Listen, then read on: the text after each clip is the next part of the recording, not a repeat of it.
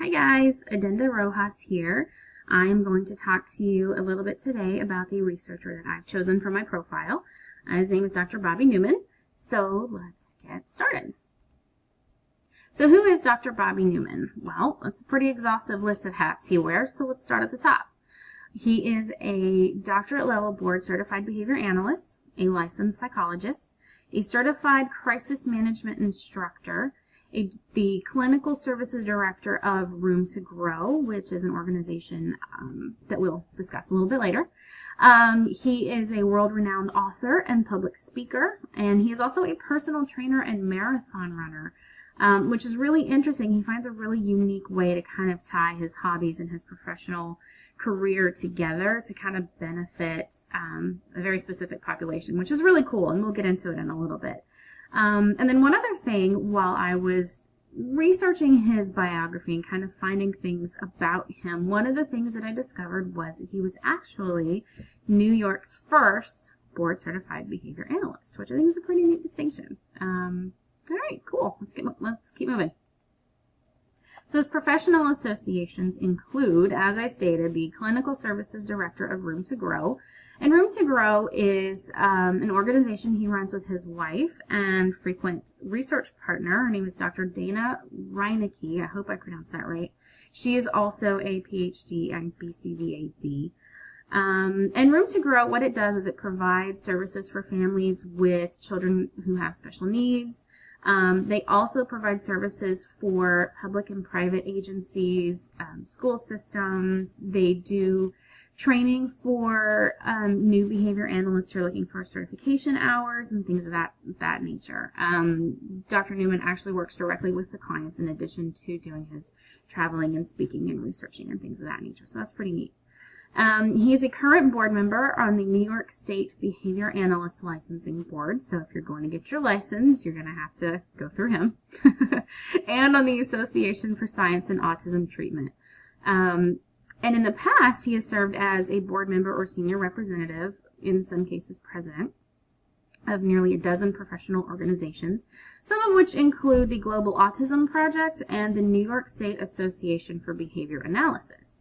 Something else that's really interesting about him is he's a certified instructor for our Whole Lives Sexuality Education curriculum, which is really neat. He's done a few articles about sex education in the developmentally disabled and the autistic population, which is really cool because I feel like that's a subject that not a lot of people are kind of willing to delve into as much as it should be.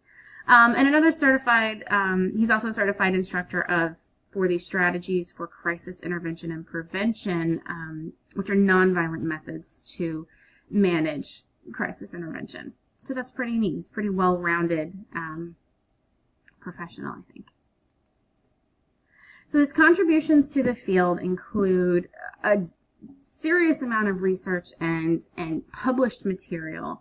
As far as his research goes, my initial search turned up a lot of autism specific treatments and therapies and different methodologies for behavior modification and things like that. But the more, that's not uncommon in ABA.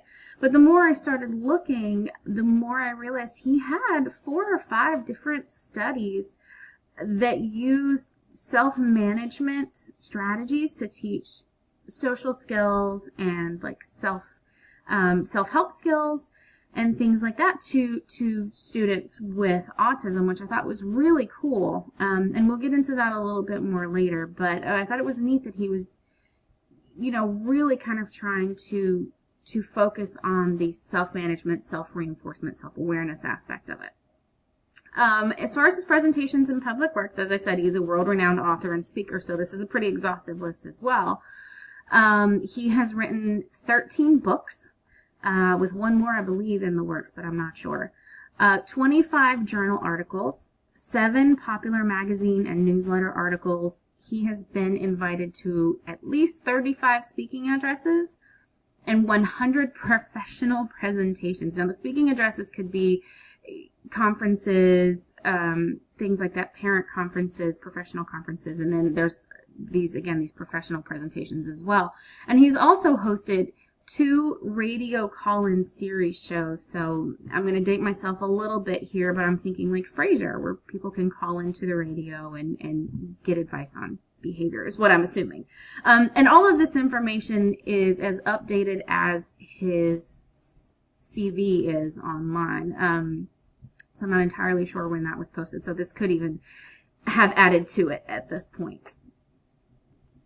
So why does his work matter? Well, as I discussed, he taught these social skills using self-management strategies, which he considers these skills to be pivotal responses, which is he's been quoted as saying it allows the individual to come into contact with a wide variety of social reinforcement.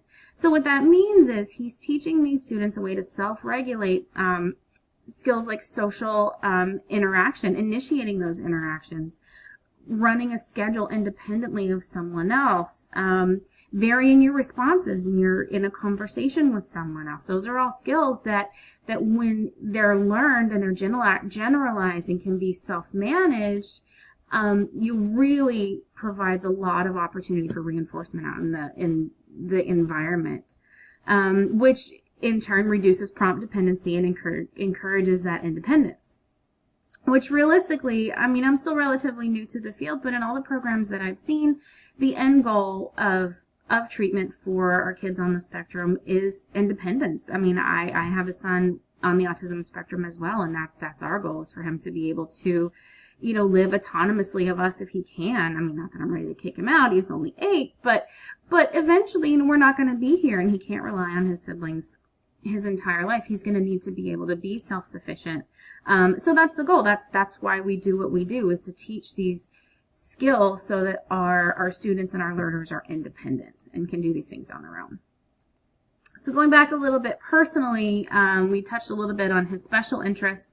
As I mentioned, he's a personal trainer and he runs marathons, which is really cool because he's able to use those skills in these humanitarian efforts that he has. You know, he's a volunteer for the Make-A-Wish Foundation, and he's raised money for St. Jude's and for Autism Speaks and other organizations like that through the use of marathons and races and obstacle races and things like that. And in fact, he one of his most recent books was actually on the subject of using races to raise funds for charity.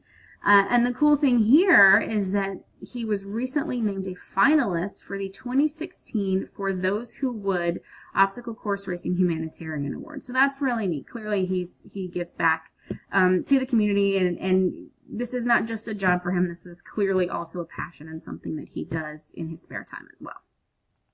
So here's a fun little picture. I took this from his Facebook page. It was a public picture, so public domain. I hope it's okay. We're going to roll with it. This is from his 5th New York City Marathon. It was posted just a couple of weeks ago, actually. So that's neat. He's still very active, still doing his thing, running his marathons for charity and raising money for these great organizations.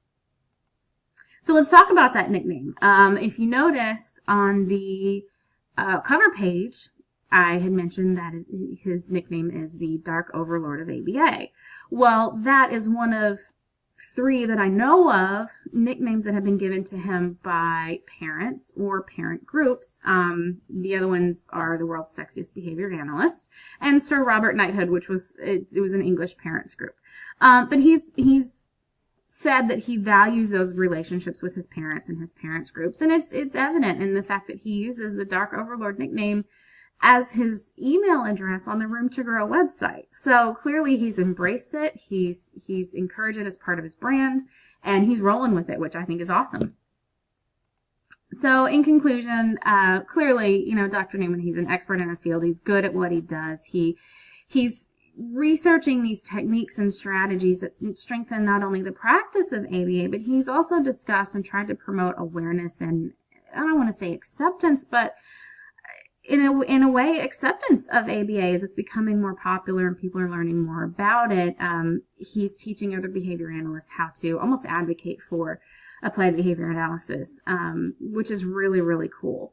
He gives back to the community and the special needs populations he works with. And honestly, you know, in doing my research, a lot of his writing looked super duper interesting, which is a really technical term, super duper. And when I get the chance, I would actually love to pick up a few of his books. So that'd be a fun thing to do, actually. So here are the references that I used. I know my video kind of blocks off the corner of it, but if you need them, I can provide you a copy. Hope you enjoyed the presentation and I wasn't too long-winded. Thanks for watching. I appreciate your